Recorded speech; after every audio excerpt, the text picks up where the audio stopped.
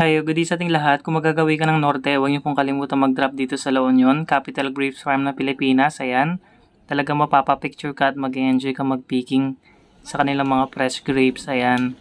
At ayan, kung napapansin nyo, talaga naman pulang-pula sila. At kung nagbabala ka magtanim ng ubas ay 10 months to 1 year, pwede ka na magpabunga.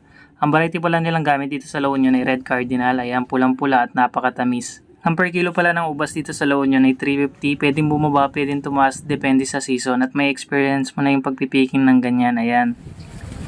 Yan, nakakatuwa naman mag-pick dito sa La Union. Siguro pwede na to, baka nasa 2 kilos na to.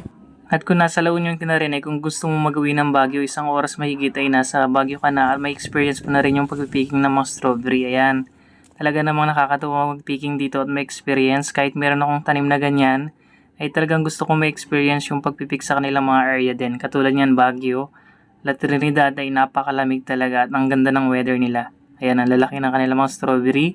Parang ang gamit nilang variety dito ay Festival Hawaiian, katulad lang sa ating mini farm.